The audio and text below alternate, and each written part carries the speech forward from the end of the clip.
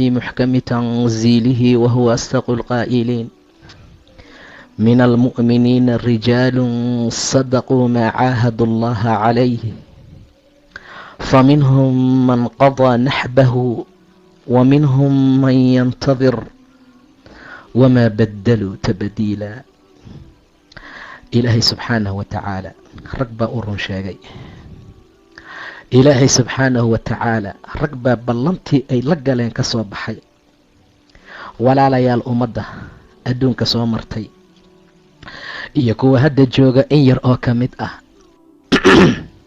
mar allaala markaad aragto ama ay kula hadlaan ama uun sheekadoodii taariikhdooda aad dhagaysato, qaar baa iimaan kuu kordhiya, qaar baa waxaad ka helaysaa iimaan qawi ah, qole adduunka ku nacsiinayo aakhira ku xusuusinaya marka aad qisadooda dhagaysato, qolaa ilaahay kugu xiraya subxaanahu watacaala sheekadooda keliya. laakiin dad badan oo taariikhdan horay u soo martay kuwo kalena ay u dhiman yihiin, hadalkooda adduunka ku jeclaysiiya, aakhira ku necbaysiiya. qisooyinkooda markaad dhagaysataan baa ilaahay kaa fogeynayaan oo ay shaydaan kugu xirayaan. qolo fara badan oo noocaas ahna markaa way jiraan. min almu'miniina rijaal, mu'miniinta rag baa ku jira, rijaal sadaquu maa caahadu llaha calayh, ka run sheegay wax allaala waxay ilaahay kula ballameen subxaanahu watacaala. fa minhum man qadaa naxbahu wa minhum man yantadir, qolana way guteen oo way ka soo baxeen oo way ka soo dhalaaleen wixii loogu talagalay, qolayna way sugayaan. wamaa badaluu tabdiila, bedelitaanna ma aysan bedelin. khaalid ibnu waliid ayaa ka mid ah. khaalid waa saxaabi ka mid ah asxaabta nebiga sala allahu calayhi wasalam. khaalid ibnu lwaliid ibnu mugiira waa abuu sulaymaan hooyadii lubaaba binti alxaarith ayaa la oran jiray. waxay la dhalatay mu'miniinta hooyadood waa maymuuna binti alxaarith. khaalid gabadhaa baa dhashay. aabihii waa waliid ibnu mugiira. khaalid mufir buu ahaa, khatiib ah, faseexad badan, adag, geesi ah. waxaa lagu shabahi jiray cumar ibn alkhataab radia allahu tacaala canhu. aabihii waa cabdishams, waa waliid ibnu lmugiire almakhzuumi. wuxuu ahaa nin jaah cariid ah u saaxiib ah, jaah cariid ah oo ballaaran ayuu u saaxiib ahaa.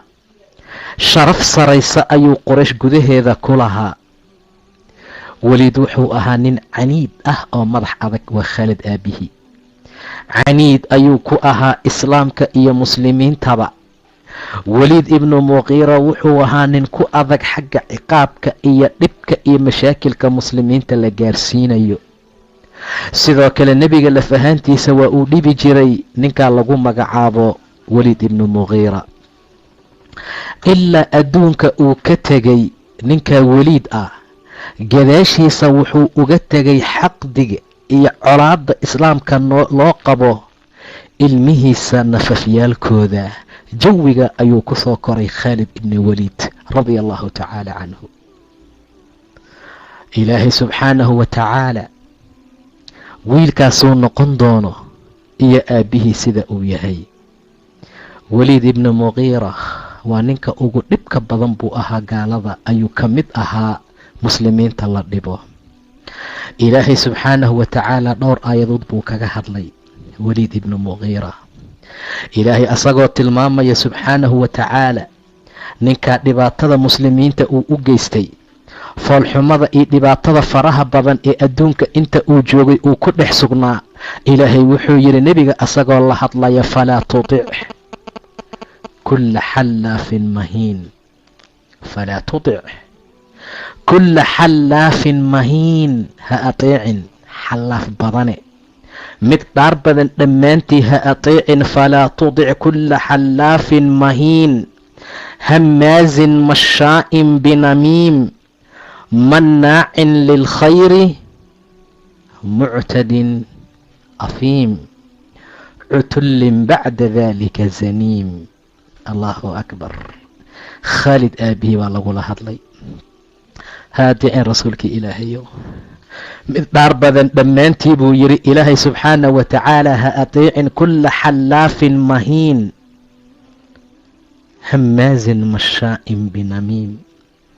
xam badan, socosho badan, isku dirdirkana u socda, mancin iyo reebid badan khayrka, haddana muctadi ah oo xadgudub badan, haddana ahiim ahoo dembiile ah, cutullin bacda daalika zaniim, madax adag intaa ka bacdina zaniim iyo waladu zina ah. intaasoo dhan wuxuu ilaah subxaana wa tacaalaa siiyaa dadka gobol ka mid ah ee asaga uu u ikhtaarto ee markaa uu doorto.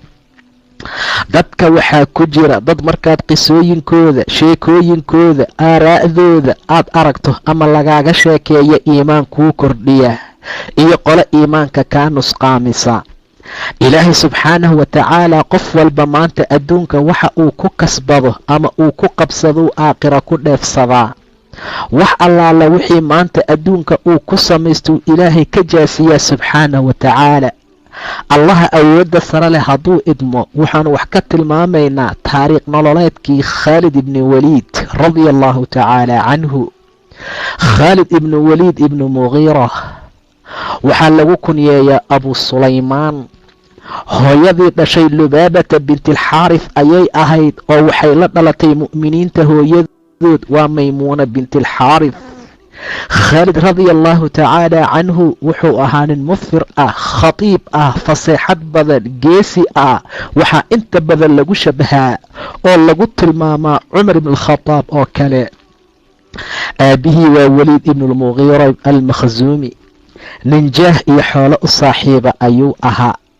waa ninkuu ilaah yidhi wadarnii waman khalaqtu waxiida wajacaltu lahu maalan mamduudan wabaniina shuhuuda. waxaad aniga ii dhaaftaa ninka aan keligii khalqay. darnii waman khalaqtu waxiida wajacaltu lahu maalan, xoolo aan u sameeyey iyo owlaad buu yidhi ilaah subxaanahu wa tacaala. owlaad fara badan buu dhalay. khaalid baa ka mid ah. sidaa darteed ayaa ilaahay subxaanahu wa tacaalaa uu diiday. wuxuu ahaa ninka ugu dhib badan muslimiinta. wuxuu ka mid ahaa dadka ugu ciqaabida badan muslimiinta. waxa uu ka mid ahaa nin xataa u soo banbaxay rasuulka sala allahu calayhi wasalam. haddii kibirkiisii meesha gaaray, ani ii dhaaf buu yidhi ilaah subxaanahu wa tacaala. darnii waman khalaqtu waxiida wajacaltu lahu maalan mamduudan iyo wabaniina shuhuuda wamahadtu lahu tamhiida. aan u goglay buu yidhi ilaah subxaanahu wa tacaala xoolaha iyo maalka. wamahadtu lahu tamhiida huma yaطmacu an aziid. intaa ka bacdi damcaya in loo siyaadiyo. ninka noocaasa ayaa dhalay. waxaa dhalay khaalid oo aabba u ahaa oo waalid u ahaa ninka ilaahay uu yidhi subxaanahu wa tacaala falaa tudic kulla xallaafin mahiin. haadiicin dhaar badana mahiin ah, xaqiir ah, daciif ah, dulli ah warkiisa. falaa tudic kulla xallaafin mahiin hamaazin mashaa'in binamiim. xam badan buu yidhi ilaah subxaanahu wa tacaala, haddana isku dirdir ee u socosho badan namiimka. mannaacin lilkhayr, khayrka diidid badan. muctadin afiim, xadgudub badan haddana dembiile ah. cutullin bacda daalika zaniim, madax adag intaa ka bacdina zaniim ah. zaniimku waa waladu zina. idan khaalid ibni waliid aabbihii ilaahay wuxuu ku tilmaamayaa inuu zaniim yahay. wuxuu ku tilmaamayaa waladu zina inuu yahay. wuxuu ku tilmaamayaa xaqiirnimo iyo daciifnimo inuu meeshaa markaa joogo. subxaanaka yaa ilaahay. khaalid baa ka beermi doona. khaalid buu dhali doonaa radia allahu tacaala canhu. sidaa darteed ayuu ilaahay ku tilmaamay tilmaamooyinkaasoo dhan. inta uu seef soo qaato hooyadii u yimid baa la yidhi. markaasuu yidhi muxamed intaasoo tilmaam buu igu tilmaamay, hal mid ayaan garan waayey. middaa waxay tahay inuu waladu zina igu tilmaamay. ka waran xaaladda. xaqiiqday uga warantay. say wax u dhaceen bay u sheegtay. say wax u jiraan bay u sheegtay. haddii kale qoortuu markaa ka goyn lahaa. cutullin bacda daalika zaniim. an kaana daa maalin wa baniin. xoolo iyo ilmaa mar kasta kitaabka loogu tilmaamaa, waxay u anfaceenna ma laha. xoolo iyo owlaad badan inuu lahaabuu mar kasta qur'aanku cabiraa weliid, laakiin waxay u anfaceen ma jiro. an kaana daa maalin wa baniin idaa tutlaa calayhi aayaatunaa qaala asaatiiru alawaliin. aayaadka alle ee munasalka ah ee mucjiskee ilaahay agtiisa ka yimid marka lagu dul akhriyo wuxuu odhanayaa waa sheekooyinkii khulafaadkii hore. ninkaasaa dhalay khaalidka aan ka sheekayn rabno, ninkaasaa markaa dhalay asaatiiru alawaliin. sanasimuhu cala alkhurtuum, sanka dushiisaan ka calaamadaynaynaa buu yidhi ilaahay subxaanahu wa tacaala. nabar adag oo lama filaan ah oo aan ka baaba'ayn xataa qiyaamo markuu la soo baxayo yaa sanka dushiisa looga dhuftay dagaalkii beder. war qof walba oo ka calaamadaysan sanka dushiisa haddaad qiyaamo ku aragto waa khaalid aabbihi, haddaad qiyaamaha ku aragto waa weliid, haddaad qiyaamaha ku aragto waa dulmi badnihii, waa diindiidihii, waa caasigii, waa kii diinta ilaahay inkiray subxaanahu wa tacaala. khaalid radia allahu tacaala canhu aabbihii waa kaasaa. xoolo fara badan buu lahaa, sharaf sarena waa ku lahaa qoraysh korkeeda. weliid saan soo tilmaanay khasiim caniid ahoo madax adag oo muslimiinta ku madax adag ayuu ahaa. wuxuu ahaa nin shadiid ahoo ku ad adag muslimiinta badshiga iyo xoogga la gaarsiinayo. markuu adduunka ka tegayey uga tegay xaqdi iyo xaasidnimo muslimiinta iyo nebigaba la necab yahay. ilmihiisa nafafyaalkooda jawiga ayuu ku soo barbaaray khaalid radia allahu tacaala canhu. meesha ayuu ka bartay geesinimada, meesha ayuu qaad furusiyada ka bartay. saa darteed khaalid ibnu waliid waxaa la dhalay sanadii 548 ayaa magaalada maka lagu dhalay. idan rasuulku waa 571 ayaa la dhalay. idan 13 sano meelahaasoo kale ayuu nebigu ka weynaa oo khaalid baa laga weynaa radia allahu tacaala canhu. 6 wiil iyo 7 wax unbaa la tilmaamaa walaalaa ayuu lahaa. 2 gabdhoodna way la dhasheen baa la yidhi. wuu la soo barbaaray khaalid walaalihii radia allahu tacaala canhu. waa uu la soo barbaaray, meesha ayuu ku soo koray. jawi mutrif ah, guri lacag badan leh, guri maalqabeeno ah ayuu ku soo barbaaray.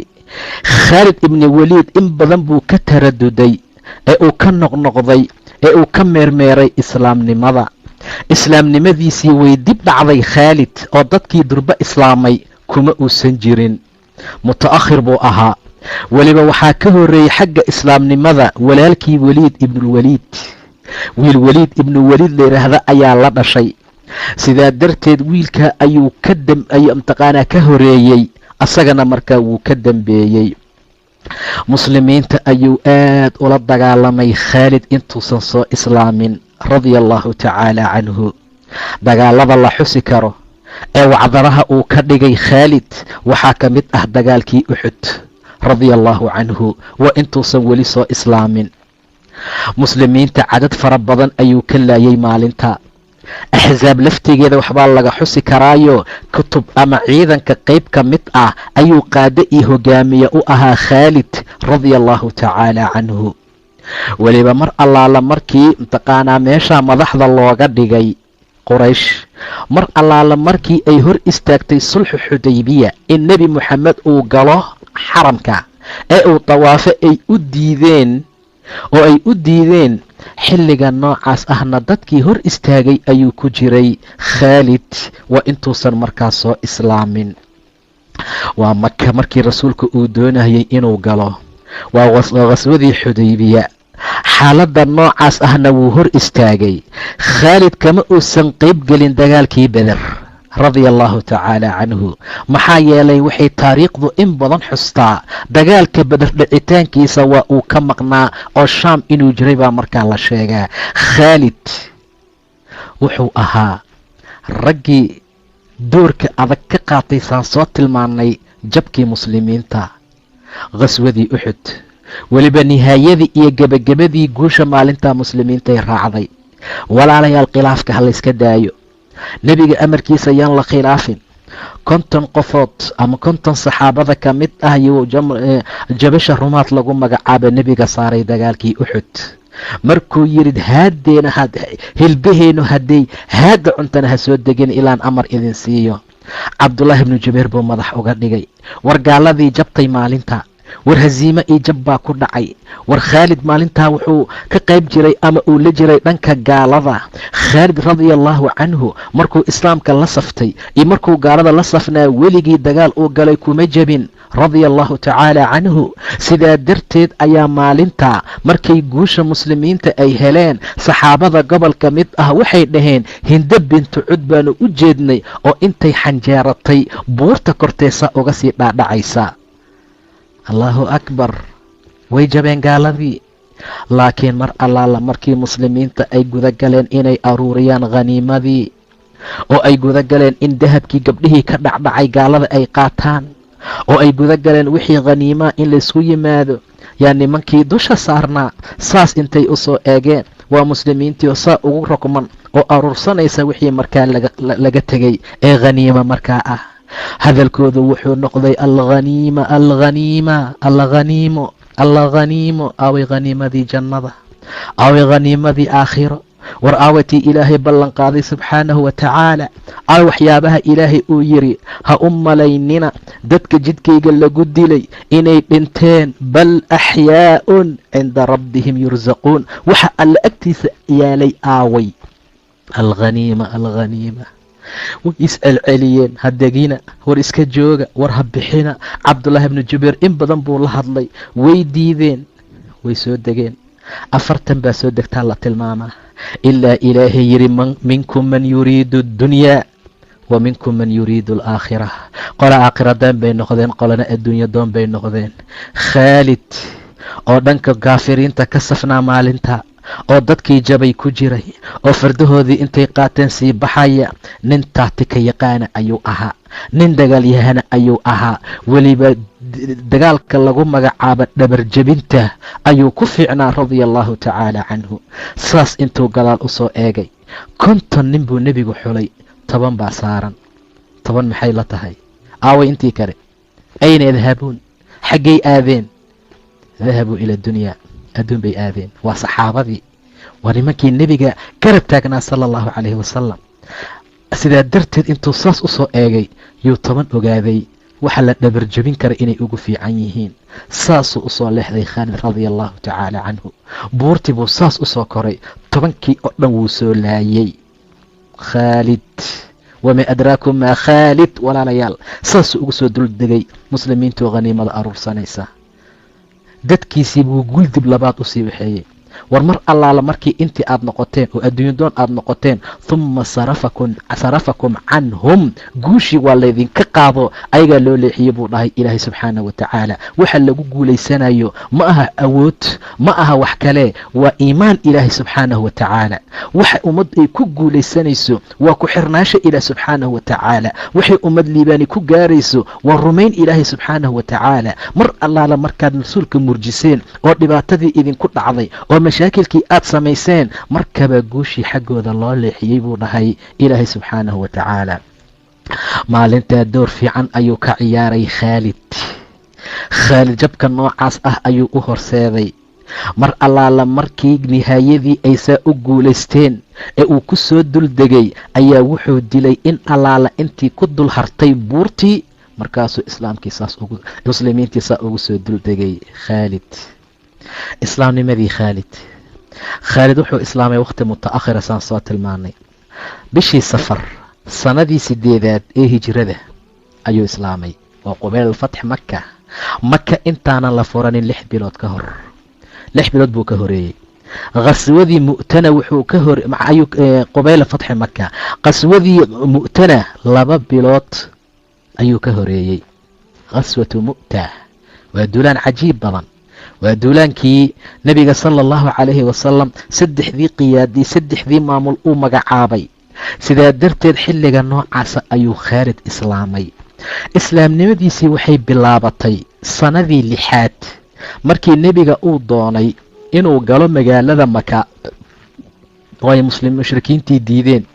oo nebiga uu dib u soo laabtay sala allahu calayhi wasalam. waxaa lagu heshiiyey sannada 7 inuu soo laabto oo markaa uu cimraysto ee maka uu galo 3 maalmood ka badana uusan markaa joogin. markii xilligaa ay dhacday oo la galay oo mataqaanaa la galay sannadii 7 ee nebiga xaramka uu galay, ayaa wuxuu arkay ninka lagu magacaabo Waliid ibnulwaliid. waa walaalkiisa maaha. rasuulka markuu galay maka cumratulqadaa, markaasuu su'aalay uu yidhi, war aaway khaalid, aaway khaalid. nebigaa yidhi sala allahu calayhi wasalam, walaalkaa khaalid aaway.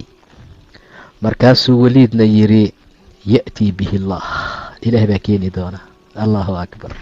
ya'tii bihi allah, ilaahay baa la imaan doona. rasuulku wuxuu yidhi, khaalid oo kale nin islaamka jaahil ka noqda ma aha, laakiin awoodda iyo waxa uu leeyahay haddii muslimiinta micigooda uu la soo safto oo mushrikiinta uu ka soo horjeesto, kaana khayran lah, arrintaasaa u khayr badan. arrintaasaana loo tamaninayaa. nebiga aad iyo aad buu u jeclaa inuu khaalid soo islaama radia allahu tacaala canhu.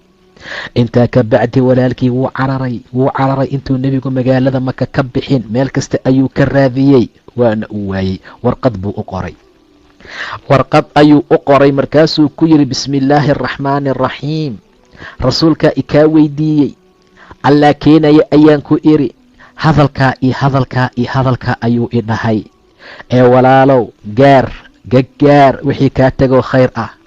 war walaalow mawaatin fara badan oo saalixa ayaa kaa tegey.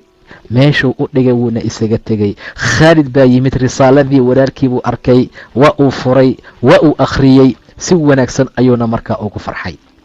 farxad weliba aan la qiyaasi karin ayuu markaa ku farxay. intaa wixii ka dambaysa khaalid waa cajabiyo, marba marka ka dambaysa wuxuu xusuusanayay orahdii rasuulka sala allahu calayhi wasalam. habeenada ka mida ayuu seexday khaalid. khaalid markuu jiiftay riyow arkay, uu riyooday.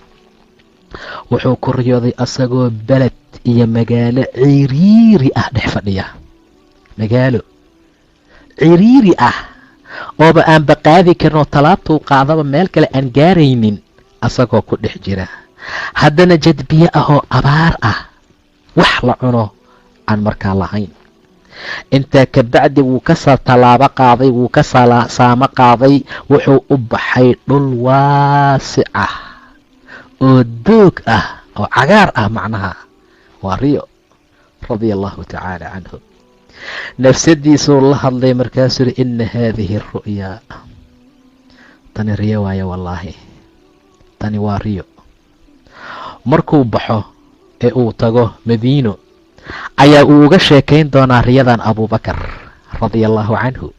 abubakar baa riyadii u fasiray khaalidoo wuxuu ku yidhi, huwa mukhrijuka aladii hadaaka allahu lilislaam. soo bixitaankaagan aad soo baxday waa ilaahay soo bixitaanka uu ku soo gelin doono islaamnimada. diiqa iyo ciriiriga iyo abaarta aad ku jirtayna waa shirkigii aad markaa ku sugnayd. saasaa loogu fasirayaa. khaalid wuxuu yidhi, wuxuu goostay inuu ka tago magaalada maka, wuxuu goostay inuu aado magaalada madiina. rixladiisii safarkiisuu ka soo baxay min maka ila almadiina. markuu cabbaar soo socday baa wuxuu yidhi, waxaan jeclaystay inaan helo qof saaxiib ah oo aan u raaco magaalada madiina. isla markii cuthmaan ibnu talxa ayuu la kulmay. wuxuu u sheegay ujeeddada uu leeyahay iyo waxa uu markaa doonayo. asagiina wuu ajiibay. labadoodaba way soo wada baxeen baa la yidhi, oo is soo raaceen. markii cabbaar ay soo socdeen oo ay soo gaareen meesha bisahal lagu magacaabo, waxay arkeen cumar ibn alcaas ayaa ka hor yimid. markaasuu yidhi, marxaban bilqowm, iska warrama, xaaladiina ka warrama. markaasaa waxay dhaheen, khayr baan ku sugannahay. markaasuu yidhi, xaggeed u socotiin? marjiciina waa xaggee yaa majaaniin, kuwiinan waalanow, jinoolayaashaan xaggeedaad u socotaan? nin kasta islaam buu doonayaa, ma ujeedaa? khaalid islaam buu u socdaa. ninka lagu magacaabo cuthmaan ibnu talxa inuu soo islaam u socdaa. ninka lagu magacaabo camar ibn alcaas islaamnimuu u socdaa. waa laisku beenguurayaa marka, waa laysku beenguurayaa. war dadkan waalwaalano xaggee baad u socotiin? almuhiim waa laisku yimid, waa la iswaraystay, waa la isfahmay. nin walba waxa uu doonayo ayuu sheegay in nebiga loo socdo sala allahu calayhi wasalam. in nebiga loo socdo ayuu qof kasta sheegay. marka way israaceen intoodiiba. markay israaceen ayaa waxay galeen magaalada madiina, waxayna ahayd maalintii bishii safar ugu horeysay, ama kow ay ahayd sanadii 8aad. xilligaa ayay markaa tageen rasuulka sala allahu calayhi wasalam. mar allaala markii uu madiino ay soo galeen ee uu arkay raggan inay soo socdaan, rasuulku wuxuu yidhi, wallaahi quraysh ama reer maka waxay idiin soo tuureen beerkoodii, ay idiin soo tuureen. khaalid ayaa hadlay, wuxuu yidhi, mar allaala markii nebiga aan meel dheer ka arkay oo aan u tegay, sallamtu calayhi binubuwa, nebinimo ayaan ku salaamay. salaanta wuxuu iiga qaaday weji dalqi ah, weji bashaash ah. kii uxud dadka iga laayay miya? kii dilay miya? kii ma jirto. keef dadka maxay u dagaalamayeen? shuhadaa. maxay u dagaalamayeen? inay shahiidiin noqdaan. maxay u dagaalamayeen? inay janno galaan. ninkan maxaa loola dagaalamaya mataqaanin walaalayaal? qabiilnimo ma ahayn, inuu islaamo. sababtuu soo islaamay. nebiga nebinimaan ku salaamay buu yidhi, wallaahi waa iga qaaday weji dalaq ah oo bashaash ah oo furfuran buu iga qaaday. rasuulka mar allaala markii aanu imid waan islaamay, waxaan qiray shahaadadii xaqa ahayd, laa ilaaha ila allah muxamadun rasuulullah. khaalid maalintaa buu soo islaamay. khaalid maalintaasuu soo islaamay. maalin baa waan arki doonaa gadaale inta uu yidhi ka soo aruuriya sako. markaasa intii ninkii sekada loo diray intuu soo noqday buu yidhi, ibnu jamiilna sekadii wuu soo diiday rasuulka ilaahayow. khaalid ibni waliidna wuu soo diiday radia allahu tacaala canhu. cabaas oo adeerka ahna wuu soo diiday sekada. rasuulka ibnu jamiil wuxuu yidhi, waa nin faqiir ahaan jirayo oo xoolo helay, wax kale u mancinayo ma jiro, cudurdaar ma jiro. faqiir wax helama aragteen weligiin? war nebiguma boob baa wixiisa buu yidhi, nana boobaya annaga. waa 2 geel iyo 3 geel baa la weydiiyey, intaasoo mooro buu lahaa. yaa soo haray khaalid, inakum satadlimuuna khaalid, idinku khaalid waad dulminaysaan buu dhahay rasuulka sal alla alay wasalam. khaalid kaana daa'iman madluum. walaalayaal, khaalid mar kasta waa madluum. khaalid meel madluum uu ku yahay mahane meel uu daalim ku yahay maba jirto. inakum satadlimuuna khaalid, khaalid waa dulminaysaan. sababtu waxay tahay miyuusan camburbireedyaalkiisii wixii uu lahaa, xoolihii uu lahaa, fardihiisii kulli uusan jidka ilaahay ku bixinin subxaanahu wa tacaala. maxaad ka rabtaan khaalid? waryaa u taga idin dhahay khaalid. khaalid ninka ugu cajiibka badan waay saxaabadu ka mid yahay. sidaa darteed khaalid radia allahu tacaala canhu wuxuu qiray kelimadii xaqa. maalintaasaa nuurkii islaamka uu ku soo biiray khaalid. rasuulku mar allaala markuu khaalid ashahaatay wuxuu yidhi, alxamdu lilaahi aladii hadaak, ilaahay baa mahad iskale ku hanuuniyey. waxaad lahayd oo aan arkayay inuu ilaahay ku siiye caqli. caqligaas wax kale oo loo adeegsadaaye ma jirin ilaa khayrka maahane. intaa ka bacdi nebigaan la mubaayacooday. mar allaala markaan la mubaayacooday waxaan ku iri, rasuulka ilaahayow, ilaahay dembi dhaaf ii weydii. meel walba oo aan u istaagay oo aan kula dagaalamay inaan jidka ilaahay ummadda hor istaago. allahu akbar. tiibaa qalbigiisa ka yeeraysa, tiibaa ka guuxaysa. waayo gaal buu ahaa markii hore, umuusan aabba yeeli jirin. ilaahay baa hanuuniyey subxaanahu wa tacaala. rasuulka ilaahayow, meel walba oo jidkaaga ummadda aan kaga jeediyey, istikfaar iiga weydii inay ilaahay iga cafiyo. markaasuu rasuulku yidhi, islaamku wuxuu tirtiraa wax allaala wixii ka horeeyey. markaa kadib buu rasuulku yidhi, allaahuma kfir likhaalid ibni waliid, ilaahayow cafi una dembi dhaaf khaalid ibni waliid, meel kasta uu ku istaagay asagoo ummadda jidkaaga ka jeedinaya. waxaa haddana nebiga hortiisa yimid camar ibn alcaas, ithmaan ibnu talxa, labadoodii way islaameen. wabaayaca rasuul allah, rasuulkana way la mubaayacoodeen sala allahu calayhi wasalam. khaalid markuu soo islaamay ka bacdi wuxuu khaalid kaga qayb galay uu ka qayb galay awalu ghaswa. muxuu fadhiistaaba? muxuu u fadhiisanayaa khaalid? miyuusan shalay ka dagaalamaynin booska kufaarta?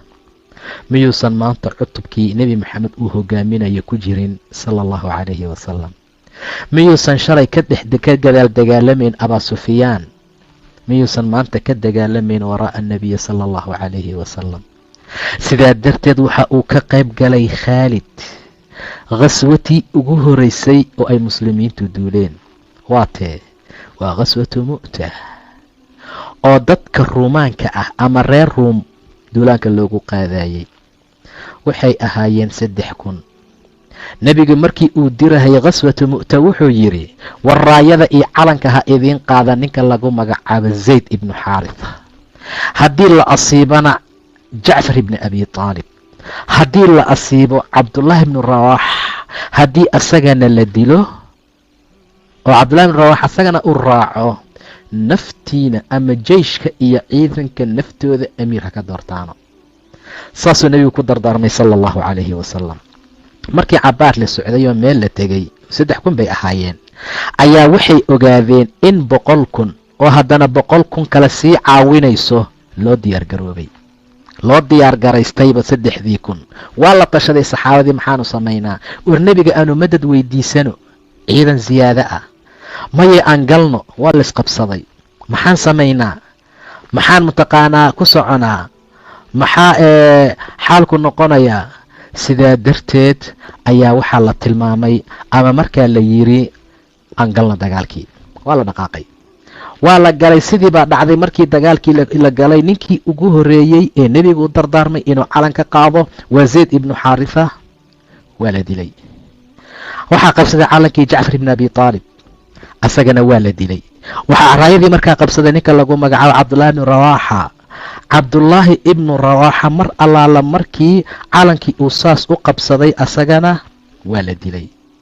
calankii dhulkuu yaalaa walaalayaal, calankii dhulka ayuu yaalaa. thaabit ibnu aqram nin la yidhaahdaa soo dafay calankii oo kor u qaaday. wuxuu ula soo orday khaalid ibni waliid asagoo odhanaya, qabo khaalidow, qaba ya abu sulaymaan. laakiin khaalid waa diiday. ninkii waa ku celiyey, adaa iiga xaqnimo badan. war adigaa ah ninka dagaalka iiga wada yaqaana, waa ka cudur daartay. khaalid wuxuu yidhi, anigu qaadi maayo, waayo adigaa iiga xaqnimo badan oo dadkii beder ka qayb galay baad ku jirtaa. thaabit wuu jawaabay, wuxuu yidhi, maya, adiga ayaa si fiican u yaqaana dagaalkee qabo. ilaahay baan ku dhaartaye, qof kale oo calankan owla kaaga ah oo loo dhiibaa ma jiro. intaa ka bacdi thaabit muslimiinta ayuu ku qayliyey. markaasuu raalli ma ka tihiin khaalid in calanka loo dhiibo ee uuna hogaamiyo? faqaaluu nacam, xaabay dhaheen. xaabay yidhaahdeen, calankii khaalid baa qabtay. ciidankii ayuu u soo hormaray, uu u soo galay muslimiinta ahaa. khaalid radia allahu tacaala canhu maalintaa wuu dagaalamay. muslimiintii maalintaa ilaahay subxaanahu wa tacaala sabab ayuu uga dhigay inay guul markaa helaan. gacantayda waxaa ku go'day oo ku jajabtay buu yidhi dagaalkii mu'ta 9 asyaaf, 9 seefood yuu jabiyey maalintaa radia allahu tacaala canhu. allahu akbar. 9 seefood ayaa jabtay. gacantayda kuma harin ilaa safiixa yamaani oo ani aan lahaa maahane. seef yaman ay samaysay iyo gacantiisii ku hartay. nebiga sala allahu calayhi wasalam mar allaala markii khabarkii uu soo gaaray, mimbarka ayuu fuulay. khaswadaa ayada ahayd ayuu ka hadlay. wuxuu yidhi, raayadii waxaa qaatay zayd, waa la asiibay. intaa ka bacdi calankii jacfar ayaa qabtay, waa la asiibay. intaa ka bacdi raayadii ibnu rawaaxa ayaa qabtay, waa la asiibay. wacaynaaha sala allahu calayhi wasalam tadrifaan, nebiga labadiisa indhood way biyeynayeen. mar allaala markuu sidaa yidhi, wuxuu yidhi, xataa akhada araaya sayfun min suyuufi illaah, ilaa markii dambe calanka uu qabtay seefaha ilaahay ka mid ah. xataa fataxa allahu calayhim, ilaa ilaahay uu u furay. fasumiya khaalid min dalika alyowm sayfullah, sayfullah almasluul. galku ma jirto, bannaankay taalaa. seeftii ilaahay ee gal baxsanayd baa loo bixiyey. radia allahu tacaala canhu. seeftii ilaahay hadday galku jiri lahayd waxbay ahaan lahayd, laakiin wallaahi maysan galaysnayn. wallaahi galku ma aysan jirin. waa sayftii ilaahay ee masaluulka ahayd ee gal baxsanayd. khaalid ibni waliid kaana tawiilan, nin dheer buu ahaa, baa'ina tuul, dheeraantiisa ay baxsan tahay, aad buu u dheeraa radia allahu tacaala canhu. cadiimu ljismi waalhaam, jasadkiisa iyo madaxiisa wuu weynaa. yamiilu ila albayaad, dhanka caddaantu u iilanayay, dhanka caddaanta ayuu markaa u leexanayay. gar weyn ayuu lahaa. khaalid shadiidu shubha bicumar ibni alkhadaab, cumar ibn alkhadaab buu xagga geesinimada, kartida, adkaanta, xoogga kala mid ahaa. xataa haddii qof la arka indho daciif ah oo indhaha ka daciifsan, marka uu saas u fiiriyo oo isaga dhex darmaan, wuxuu u malayn jiray khaalid iyo cumar muusan kala bixin jirin. khaalid iyo cumar ma uusan kala bixin jirin radia allahu tacaala canhu. waxaanu soo tilmaanay khaalid ibni waliid inuusan ka qayb gelin dagaalkii beder, aan dhihi lahay qaswatu beder, kama uusan qayb gelin. laakiin maalintaa waxaa dagaalka ku jiray shaqiiqiisii, waa wiilkii la dhashay waliid ibni waliid ahaa, ayaa dagaalka ku jiray. dagaalkii beder dhanka gaalada ayuu ka soo jeeday, dhanka gaalada ayuu safnaa, laakiin qafaal ahaan baa wuxuu ugu dhacay muslimiinta gacantooda. waliid ibni waliid dadkii la qafaalay buu ku jiray qaswatu beder. khaalid iyo walaalkii way soo baxeen. ku kaloo shaqiiqoo asaga la dhashay baa jiray oo hishaam la yidhaahdo, say u soo furtaan waliid magaalada yathrib, magaalada madiina ayay soo aadeen. waayo asaga wuu maqnaa saan tilmaannay. markuu yimidna wuxuu yimid walaalkii oo la taxaabtay oo la haysto. intaa ka bacdi ayaa waxaa dhacday inuu soo baxay asaga iyo wiil kaloo la dhasho hishaam ah, say u soo furtaan magaalada madiine. intay tagaan iyo walaalkood markaa soo furtaan. way soo furteen, lacag bay ka bixiyeen. fatro khasiira kabacdi kama aysan soo wareegan. markii lasoo furay wuu islaamay waliid, wuxuu cararay yathrib. yathrib ayuu markaa aaday.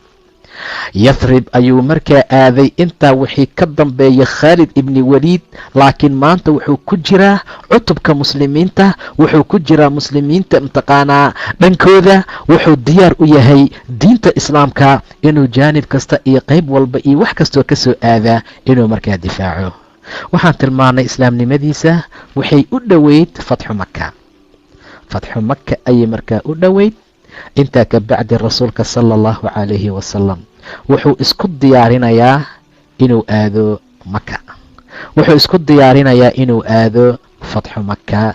khaalidna wacdaro ayuu ka dhigi doonaa subxaanahu wa tacaala. khaalid ibni waliid nin dheer buu ahaa radia allahu canhu, aad buu u dheeraa. jisan xoog leh wuu lahaa, madaxiisa ma yarayn, xagga caddaantu u iilanayay, gar weynna waa lahaa khaalid. inta badan waxaa lagu miithaalayay radia allahu canhu ninka lagu magacaabo cumar. xagga ekaashaha shubhi buu u ahaa, xagga adkaanta, xagga firfircoonida, xagga dadaalka, xagga shijacnimada, xagga geesinimada, xagga u degdega diinka radia allahu tacaala canhum. xataa ekaashaha mar allaala marka cumar saa loo eego, khaalidna la eego, ninka aan indhaha fiican si fiican wax uga arkaynin wuu isku qaldi jiray. khaalid kama uusan qayb gelin qaswatu beder, waayo xilliyadaa wuxuu ka safnaa oo ka soo jeeday dhanka gaalada. dagaalkii ugu horeeyey ee ay muslimiinii gaalo isaga hor yimaadeen, khaalid waa uu ka maqnaa, waayo shaam inuu jiray baa la tilmaamaa. laakiin walaalkii waliid baa ku jiray, waliid ibnulwaliid, nimankii gacanta lagu dhigay ayuu ku jiray. khaalid ibni waliid markuu soo laabtay oo shaqiiqiisii la yidhi gacanta ayuu u galay muslimiinta, asaga iyo ku kaloo la dhasho hishaam la yidhaahdo ibnu waliid ayaa soo baxay oo soo aaday magaalada madiina si ay walaalkood markaa u furtaan. waa la soo furtay, waliid wuu islaamay, ka gadaalna durba ayuu aayar u baxsaday wuxuuna aaday magaalada madiina. maxaa soo dhow mataqaaniin? fatxu maka. fatxu maka ayaa soo dhow 20kii bishii ramadaan sanadii 8aad. khaalid ibni waliid dagaalkaa waa uu ka qayb galay, weliba gaalin fiican ayuu ka qaatay. khaalid ibni waliid rasuulku cutub dhan buu u dhiibay, labuu ciidanka u qaybiyey, kooxna asagaa hogaaminayay sala allahu calayhi wasalam, kooxda kalena khaalid baa loo dhiibay. waa seef ilaahay oo gal baxsan. khaalidow cidina ha taabanin, dhibaatana ha gaarsiin ilaa ciddii iskaa hordhigta maahane. ciddii isku kaa hordhigta maahana cid kale farnaha u fiiqin buu dhahay sala allahu calayhi wasalam. xujuum bay ku ballameen inay markaa isugu yimaadaan. cutub dhan oo ciidana ayuu hogaaminayay khaalid. saan la socono dhiig kuma uusan daadan fatxu maka. waayo walowlaa rijaalun mu'minuun wa nisaa'un mu'minaat haddaysan jiri lahayn buu yidhi nebi ilaah subxaana wa tacaala, oo laga baqayo inay dhibaato asiibto, waa laydinku diri lahaa. cunfi baa lagu qaban lahaa, xoog baa maka lagu qaban lahaa, dhiig baa quban lahaa. laakiin mu'miniin aan la garanayn oo meel ay u soo baxaan waayey, tab iyo xeelad mu'minaadoo noocaasaa markaa ku jiray. khaalid radia allahu tacaala canhu, mar allaala markii fatxu maka ay dhacday oo nebiga maka uu furtay sala allahu calayhi wasalam, rasuulku wuxuu u diray ilaa bani judayma. reer bani judayma waa reer bani caamir. mar allaala markii loo diray raggii, khaalid radia allahu tacaala canhu saan soo tilmaanay seeftiisa bannaankay taalaa. raggii waxay sameeyeen baa la yidhi, waxay ahaayeen dad aan carabiga si fiican u garanaynin, ama sahaba gartaanee kelimada saabi la yidhaahdo yaa waxay u fahamsanaayeen sida ay qorayshi dhahdaba, ninka diintiisii ka baxay oo diin kala galay. haada saabi bay odhan jireen, midkaan iishay, midkaan diintiisii ka baxee diinta jadiidkaa galay. macnaha wanaag ayay u arki jireen, oo macnaha waxay u arkayeen qofka markuu diin ka baxo diin kale uu galo yay dhihi jireen waa saabi. sidaa darteed reer bani judayma markii khaalid uu u tegey, waxau dhamceen inay yidhaahdaan aslamnaa, soo mahayn, waan islaamnay. awooday isaga celiyaan way waayeen raggii. booskii aslamnaa ay odhan lahaayeen bay dhaheen saba'naa saba'naa, waanu iilanay. maxay ula jeedeen? waxaanu ka tagnay diinteenii aanu haysanay, diinta nebi moxamed ayaan soo galnay.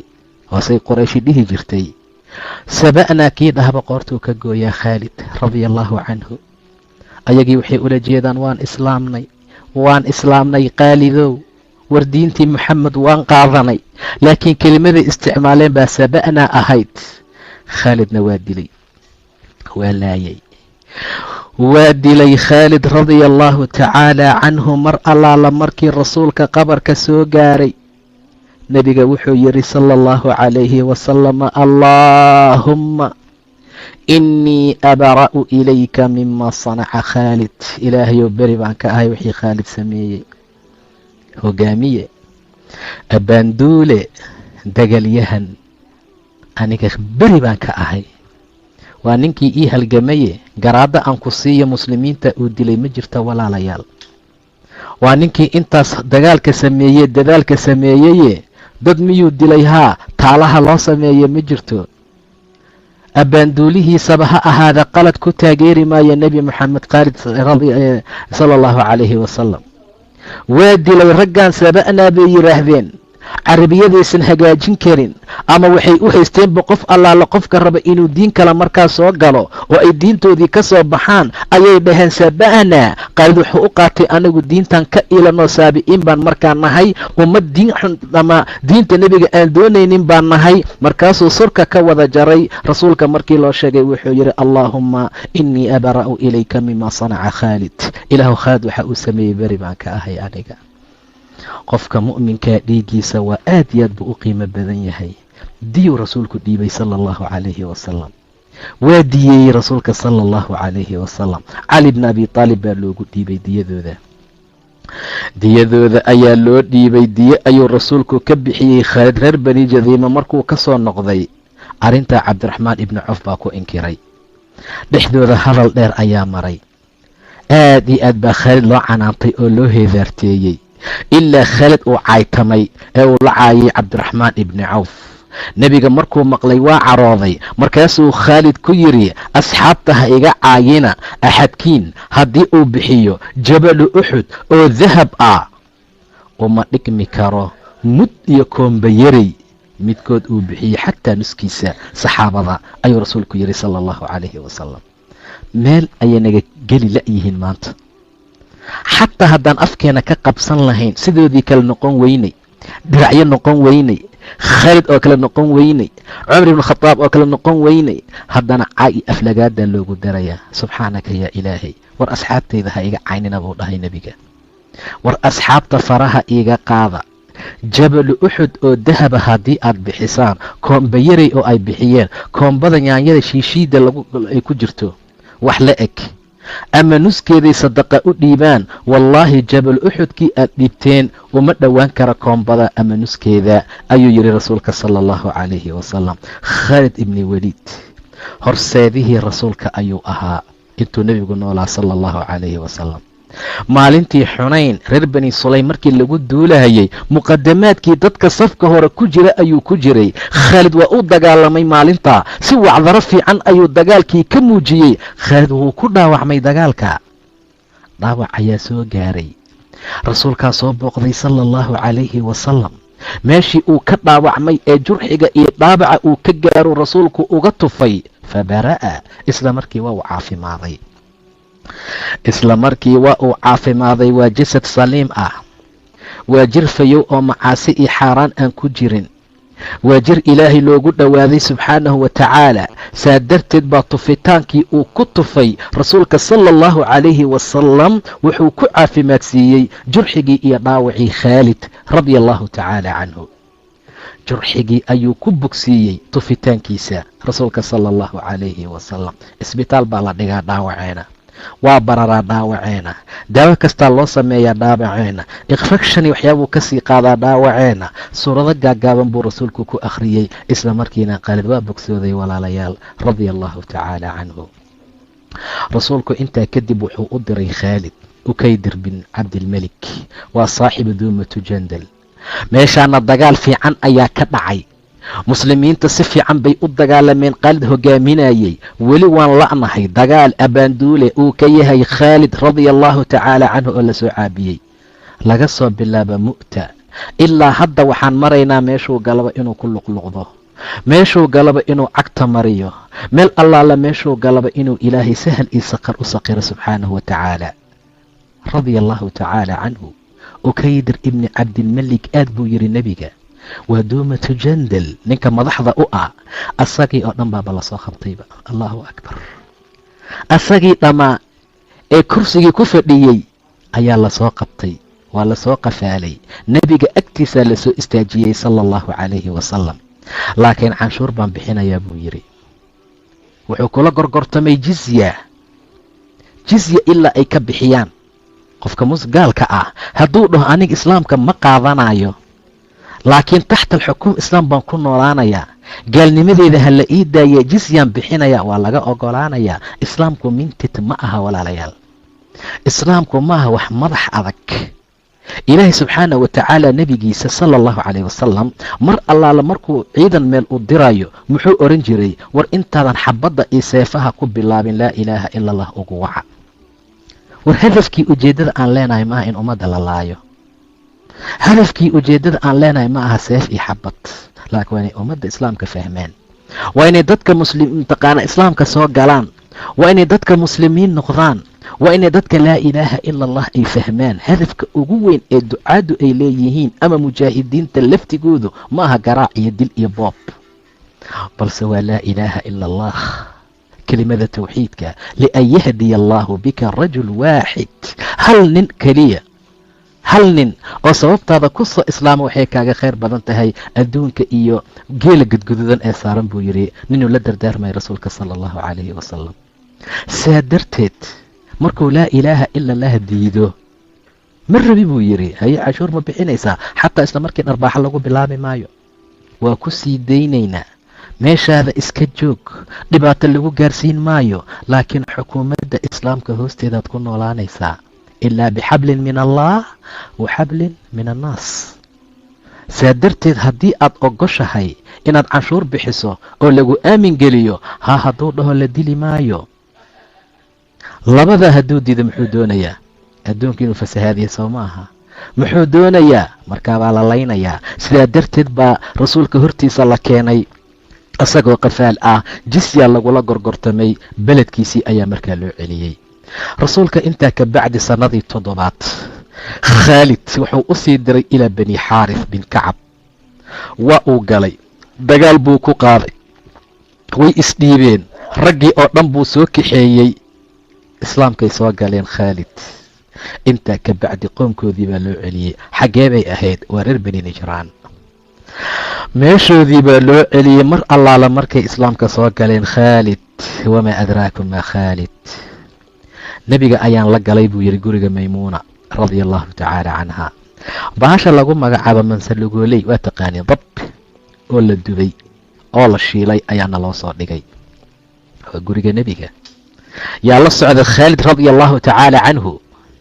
khaalid nebiga waxaa loo keenay buu yidhi baasha dabbiga la yidhaahdo oo maxnuud ah, la shiilay, si fiican loo dubay. mar allaala markii miiska la soo saaray nebiga gacanta uu la soo aaday, dadku waxay dhaheen war u sheega nebiga waxa uu doonaya inuu cuno. yaa rasuulallah, waa dab, waa mansalugooley. saasuu isaga soo riixay sala allahu calayhi wasalam. waan qaatay buu yidhi. dhinac kalean la jeestay khaalid, beerkaan gashtay buu yidhi iyadoo dhanba. markaasaan in axaraamun hiya yaa rasuulallah, ma xaaraan baa? maya xaaraan ma ahee, dhulkana lagama cuni jirin buu yidhi sala allahu calayhi wasalam. waan ka dhargay buu yidhi khaalid radia allahu tacaala canhu. intaa waa intii nebiga noolaa. intaa waa intii nebiga noolaa. doorkee buu khaalid ka qaatay xurubtii riddada, dagaalkeed markay dadka ridoobeen. nebi maxamed markuu dhintay carab badan baa ridowday, ummad fara badan baa diintii ka noqotay. waayo ilaahay horay buu u soo dejiyey, afa in maata aw qutila inqalabtum calaa acqaabikum. war haddii la dilo ama uu dhinta nebi moxamed, micirbihiinaad u gadoomaysaan. saa darteed baa qolo fara badan ridowday. qolaa intay soo kaceen waxay sheegteen nebinimo. musaylama nebigoo nool buu sheegtay. gabar baa nebinimo sheegatay, sajaax oo kale. xaaladaha noocaas waxay ka mid yihiin dadkii mataqaanaa ridoobay. khaalid doorkee buu ka ciyaaray? habkee buu u edbiyey? see buu u ta'diibiyey dadkii noocaas ahaa? khaalid ibni waliid door weyn buu ka galgalay dagaalkii riddada markii nebi moxamed dhintay kadib sala allahu calayhi wasalam. wuxuu ciidan asaga uu wata la waajahay gabadhii nebinimada sheegatay. maalik ibnu nuwayr nin la yidhaahdaa jiray oo lagu tuhmay asaga laftiisa riddada inuu ridoobay. intaa ka bacdi abaabakar ayaa wuxuu amray rasuulkii ka bacdi in dagaal lagu qaado murtadiintii musaylama alxanafiy oo yamaama ah. dagaal afar cadiim weyn ayaa ka dhacay. khaalid macrikadii yamaama sidee buu u galay?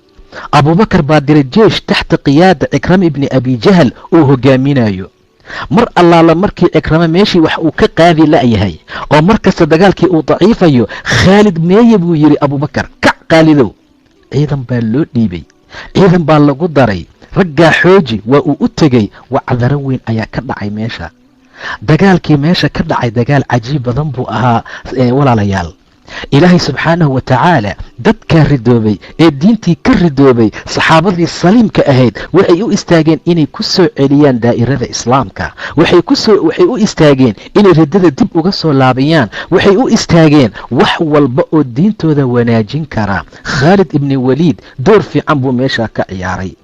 mar allaala markii dagaalkii xoogaystay oo kafatii muslimiinta ay kor noqonayso, musaylama waa uu cararay. xadiiqadiisii ayuu galay. way isku dhex daadiyeen muslimiintii, sida roobka oo kale yaa loogu dhex qubtay.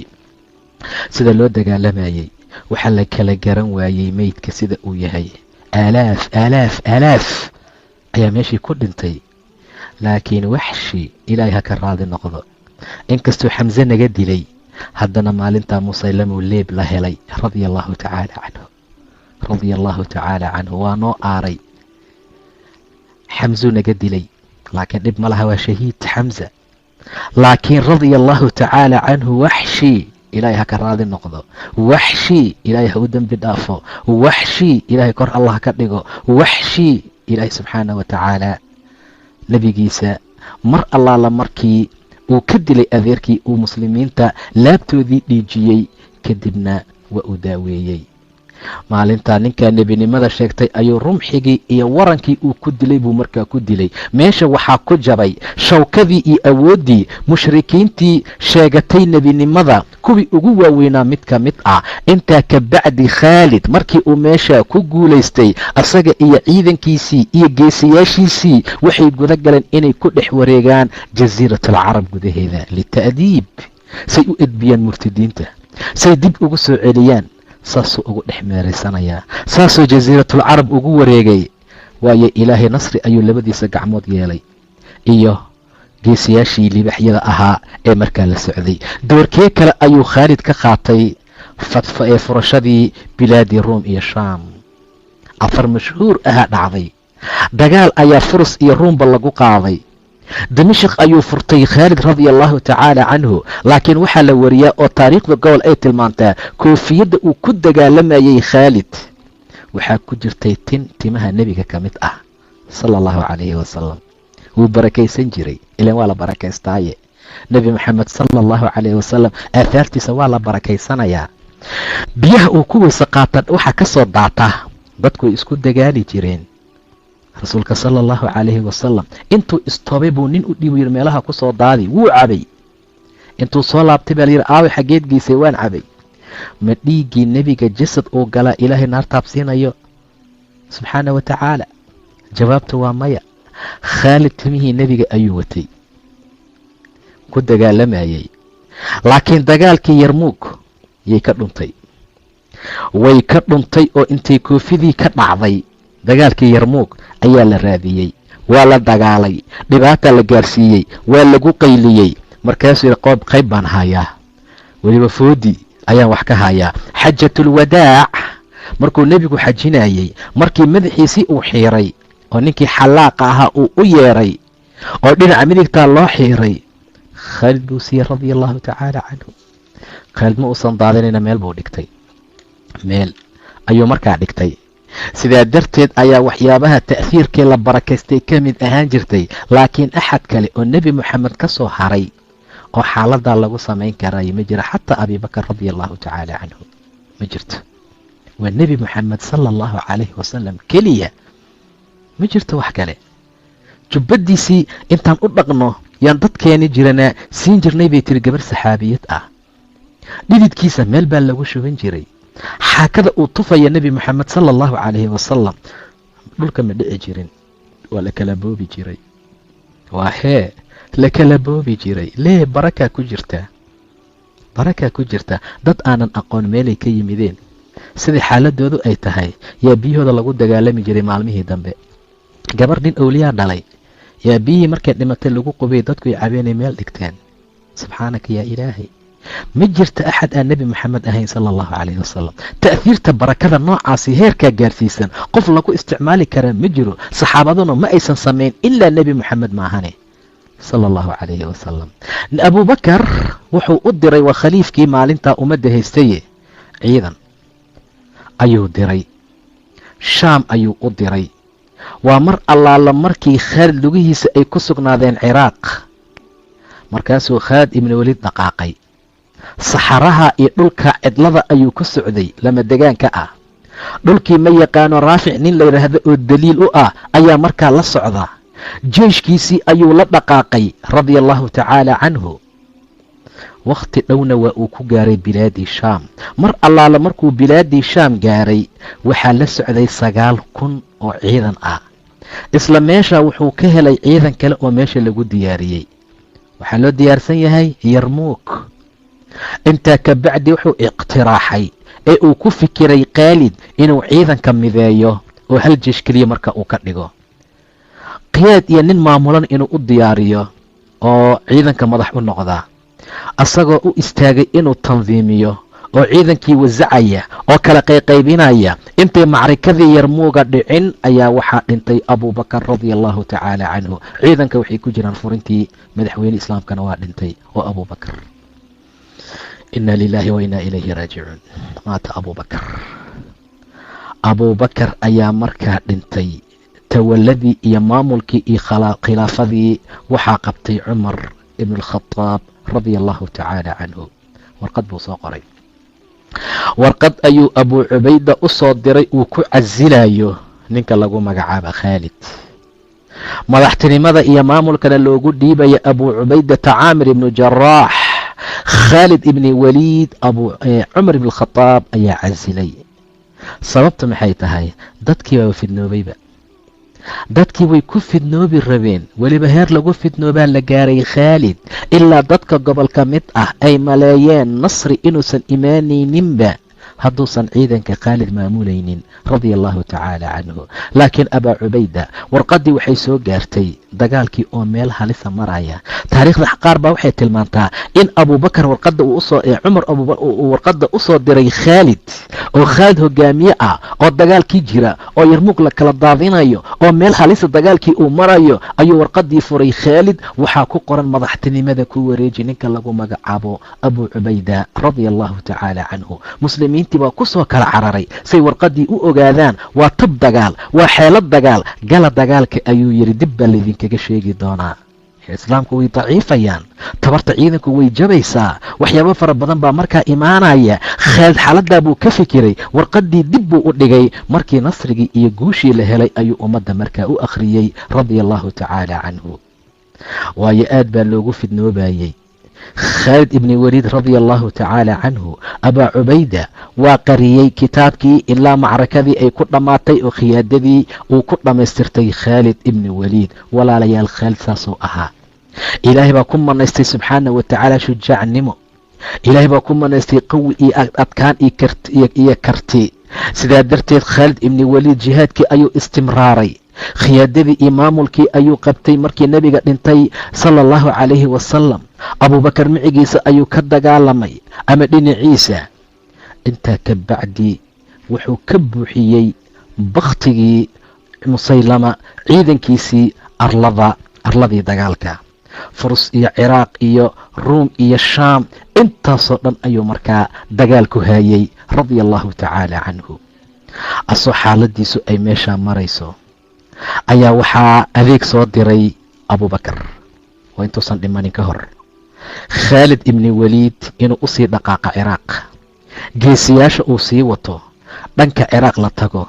mar allaala markuu meeshaa tegey ayaa khaalid wuxuu guda galay inuu warqad u qoro, risaalo uu u diro wilaadii ama madaxdii kisraa iyo intii nawaa'ib markaa u ahayd ee meelaha kale markaa naa'ib uga ahayd oo markaa uga talinaysay. warqad buu soo qaatay. muxuu ku qoray? bismi illaahi araxmaani araxiim.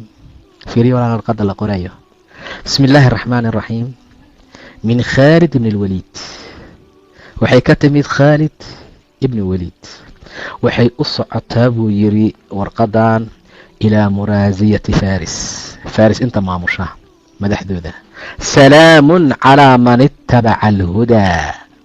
salaamun calaa man ittabaca alhudaa. intaa ka bacdi ilaahay baa mahad iska leh, allihii awooddiinii jebiyey, mulkigiinii siibay, kaydkiinii iyo dhagartiinii daciifiyey, ee qof kasta man sallaa salaatanaa, qofkii salaateena tukada, wastaqbala qiblatanaa, qibladeena qaabilee u soo jeesta, dabiixadeena iyo gowraceena cuna. waa muslim. waxa uu leeyahay waxaan anaga leenahay, waxaa korkiisa ah waxaa korkeena ahaaday. hadday warqadaydan idiin timaado, war furus madaxdeediiyay, rahan ii soo dira, ictiqaadiya inaan aniga idinka awood badanahay, dimme iyo ballan isu soo dhiiba. haddaad sidaa yeeli weysaan, fawalladii laa ilaaha hayruhu, ilaahii asaga mooye mid kale uusan jirin ayaan ku dhaartaye, waxaan idiin soo dirayaa qowman yuxibbuuna almowt kamaa tuxibbuuna alxayaat. rag geerida jecel saad nolosha u jeceshihiin. radia allahu tacaala canhu. allahu akbar. ciidan baan idiin soo dirayaa haddii aad amarkayga qaadan weysaan. haddii aan waxaan idin amraya aad diidaan, fawallaahi aladii laa ilaaha hayruhu, ilaahay asaga mooye mid kale uusan jirin ayaan ku dhaartaya. ciidan baan idiin soo diri doonaa, bacthi baan idiin soo diri doonaa, koox baan idiin soo diri doonaa. yuxibuuna almowt kamaa tuxibuuna alxayaat. saad nolosha u jeceshihiin bay geerida u jecel yihiin. dagaal baa bilowday walaalayaal. dagaal ayaa markaa bilowday. Khaalid radia allahu tacaala canhu weli dagaalkii ayuu ku jiraa. weli dagaalkii ayuu markaa ku jiraa. maalin maalmaha kamida qiyaadadii ruum, waa intii ruum lala dagaalamayey, ragga abbaanduulayaasha mid ka mid ah oo geesi ah ayaa soo baxay. markaasuu doonay inuu Khaalid mubaarasa la sameeyo. mubaarasada waan soo baranoo waa dagaalka layska hor yimaado. dagaalka layska hor yimaadaa la yidhaahdaa. waa rag ka rag maa dhufaysaa la gelayaa, juuni waxa lagu shubanayaa mataqaanaa caro, calooshaa dhulka la dhigayaa, xabadba xabad la tuuraya, hoos baa loo gabanayaa. laa, rijaal waa soo istaagayaa, kanna waa soo istaagayaa. saasaa laysaga hor imaanayaa. seefaha galalka laga kala baxsanayaa. kaasaa dagaal ah walaalayaal, kaasaa dagaal ah. maahana koraa laska soo rusheeyaa iyo taangi aan wax karin baa lagu jiraa iyo dagaalba. subxaanaka yaa ilaahay. intuu seeftiisii soo baxsaday ninkan ii sheeg ruum ka socdaa, khaadadooda ah, jarjah ama jurjah baa la oran jiray baa la yiri. khaalidow ii bax buu yiri mubaarasa. khaalid baa u soo baxay radia allahu tacaala canhu. khaalid ayaa u soo baxay suu ula mubaaraso. mubaarasada inta badan way dhici jirtay. inta badan way dhici jirtay. markuu Khaalid u soo baxay ninkan ogaaday ninkan in sayfullah ay tahay. Allahu akbar, Allahu akbar. Khaalidkii ruumiga ahaa wuu hadlay. muxuu yiri, warnin yahow, ma ilaahay baa nabigiina seef ku soo dejiyo cirka uga soo dejiyay buu yiri. wuu cabsadayba. aw mubaarasadii, away dagaalkii, aw wuxuu dhahay maanta oo dhan. muxuu yiri, ilaahay nabigiina cirka muu seef uga soo dejiyay buu yiri, oo fa actaaka adiga lagu siiyey, oo aadan u siibanin qowm ilaa inaad jebiso maahane. Khaalid wuxuu dhahay laa, maya. jurjo wuxuu yiri, maxaa lagugu magacaabay sayfullah? waa gaaladii. sababta sayfullah lagugu bixiye maxay tahay? Khaalid wuxuu yiri, ilaahay caza wajal ayaa wuxuu noo soo diray nebi moxamed sala allahu calayh wasalam. dhammaantay waan ka cararnay, waan diidnay. ilaan diintiisaan moodaynayba diin aan fiicnayn. diintiisaan moodaynay sas naga galay. waa ka fogaanay dhammaanteen. intaa kadib gobolkayo way rumeeyeen, wayna raaceen. gobolkayana way ka fogaadeenoo way beeniyeen. aniga dadkii beeniyey oo ka fogaaday ayaan ku jiray.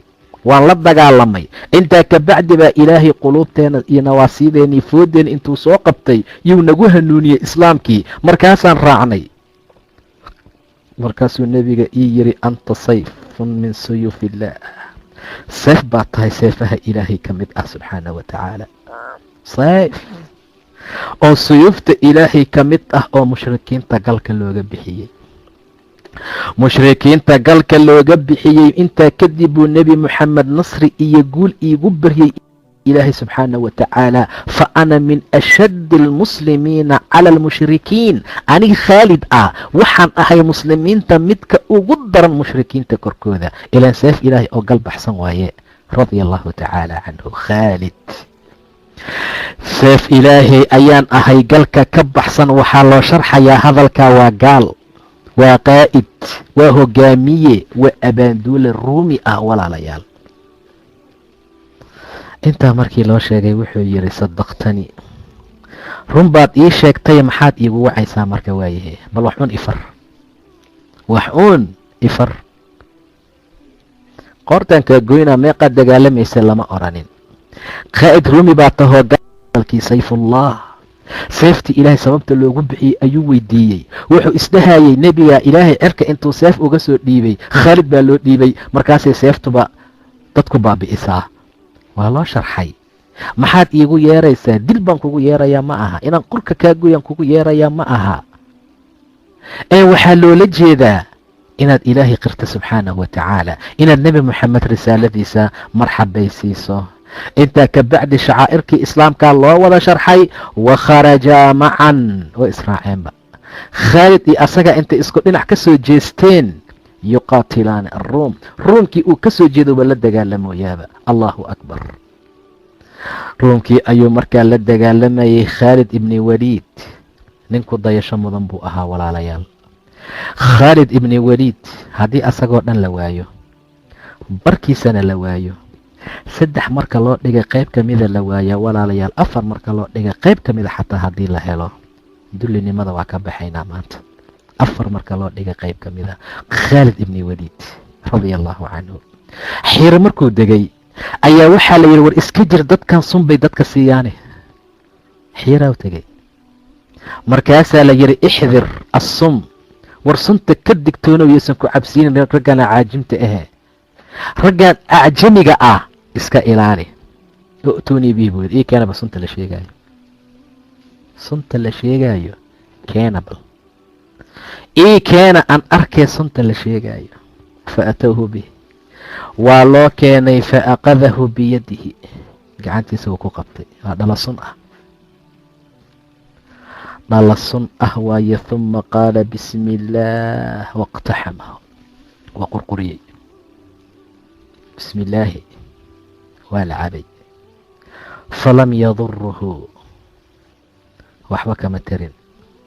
wax ay ka tartay iyo wax ay ka dhintay iyo wax ay ka dhibtay ma jirta khaalid radia allahu tacaala canhu.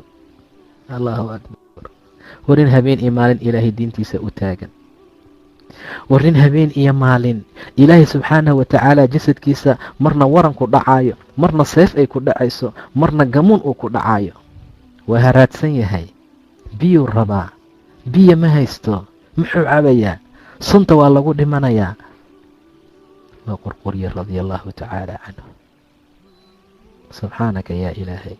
khaalid, wamaa adraakum maa khaalid. walaalayaal, rag baa adduunkan soo maray, taariikhda baaldahaba ka galay, wayna isaga tageen adduunkii oo dhan. maalmahooda oo dhan waxay ka dhigeen maalmo daacaad, maalmahoodao dhan waxay ka dhigeen maalmo ilaahay diintiisa loo adeego, saacaadkoodao dhan waxay ka dhigeen saacad ilaahay daacadiisa lagu dadaalo. cumrigooda oo dhan waxay ku dhammeeyeen ama ay ku baabi'iyeen ilaahay diintiisa oo loo halgamo subxaana wa tacaala.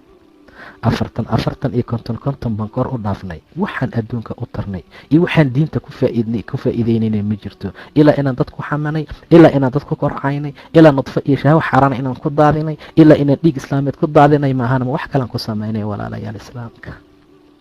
ma wax kalaan adduunka ku qabanay? maxaan kordhinay? maxaan samaynay? maxaa nala ka istafiidayaa walaalayaal? adduunka waa cuslaynay, laakiin aaway ilaahay aan ka baqna subxaana wa tacaala. ilaahay diintiisa aan u soo rujucno oo daacada iyo khayrka aan ku dadaalno. khaalid radia allahu tacaala canhu wuxuu isaga sugnaaday baa layidhi magaalada ximsa ayuu joogay. wuxuu dareemay geeri radia allahu tacaala canhu.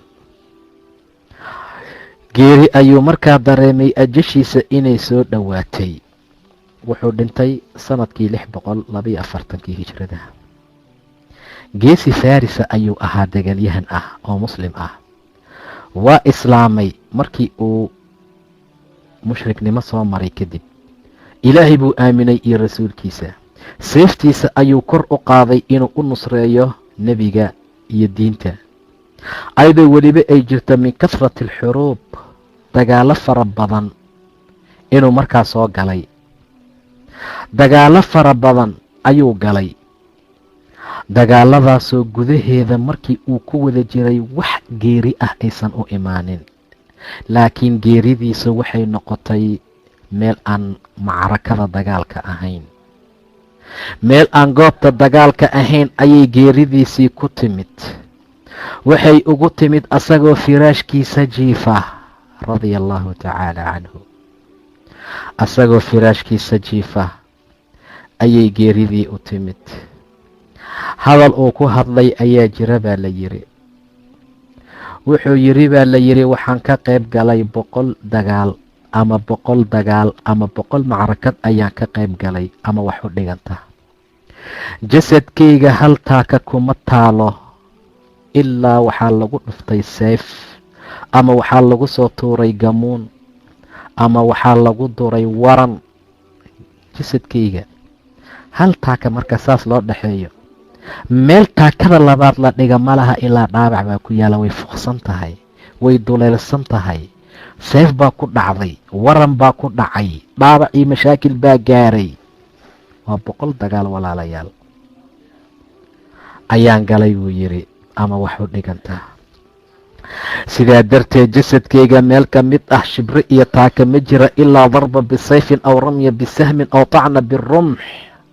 wahaa ana daa amuutu calaa firaashii. waa kaasaa maanta gogoshaydii baan ku dhimanayaa, kamaa yamuutu albaciir, sida uu geela u dhinto oo kale. laa ilaaha ilaa anta yaa rabbi. waa diidan yahay inuu firaashka ku dhinto, waa diidan yahay inuu guriga ku dhinto, waa uu diidan yahay in yaasiinka lagu noqo. haa ana daa amuut, waa geeriyoonoyaa ilaahayow. rabbiyow anigu sidaan ma aanan doonaynin. 100 dagaal ayaan ka qayb galay, maxaa laygu dhex dili waayey? wuxuu tamaninayaa inuu dagaalka ku dhinto. waa shujaac ileene. geeridiisa wuxuu ku matalayaa geeri baciir, wuxuu ku matalayaa dameer geeriyoonaya, wuxuu ku matalayaa geel dhimanaya. geesiga dagaalyahanka ah kuma dhinta firaashkiisa, ilaahay diintiisa u dhintaa subxaanahu watacaala. khaalid haa ana daa amuut calaa firaashii kamaa yamuutu albaciir, sida uu ratiga u dhintaan markaa u dhimanayaa. war fulayga u sheega buu yidhi, hurdada aysan ka soo dhacaynin, dagaal inaanan lagu dhimanin. dagaal meel lagu dhintaa ma aha. wamaa kaana linafsin an tamuuta ilaa biidni illaahi kitaaban mu'ajalaa. naf ma dhimato. wamaa kaana linafsin an tamuuta ilaa biidni illaahi, ilaahay idinkiisa mooye si kale ku dhiman mayso. kitaaban mu'ajalan, kitaab bay ku dhimanaysaa mu'ajal ah oo ilaahay u madaleeyey subxaanahu watacaala. waa kana maanta waa dhimanayaa, waxaan ku dhimanayaa firaashkayga kamaa amuutu albaciir, sida uu awrka u dhinto oo kale, sida uu awrka u dhinto oo kale. ximsay markaa ahayd 18 ramadaan bay ahayd baa la yiri. 21 hijradana way ku aadaneed. meesha ayaana lagu aasay radia allahu tacaala canhu khaalid. khaalid meeshaasaa markaa lagu aasay. aabbihii dhalayna waan soo sheekaynay, asageynayna waan aragnay. ka warrama walaalayaal, asagayna sida uu u dadaalay waan u jeednaa. oday dhalayna inkaartii ku dhacday waan soo ogaanay. xaaladaa ka warrama walaalayaal. sidaa darteed maalinta qiyaama wiilkan baan dhalay iyo aabbahay baa xumaa meesha ma taalo. tilka ummatun qad qalat lahaa maa kasabat walakum maa kasabtum walaa tus'aluuna camaa kaanuu yacmaluun. nebi ibraahim calayhi salaam aabbihiis oo aragteen sida uu ahaa walaalayaal, sida ibraahim aabbihii uu dhalay ahaa. yaa abati mar kastuu wacdinayo, wadkur fi lkitaabi ibraahim inahu kaana sidiiqa nabiya id qaala liabiihi yaa abati lima tacbudu maa laa yasmacu walaa yubsiru walaa yugni canka shay-an. aabe maxaad u caabudaysaa waxaan wax arkaynin, waxna maqlaynin, waxna ku taraynin? gacantiisuu ku qori jiray odayga aasar ah asnaamta la caabudaya walaalayaal. asagaa gacantiisa ku samayn jiray. aabbihii towxiidkuu dhalay, laa ilaaha ila allah dartii baa dab loogu riday nebi ibraahim calayhi salaam.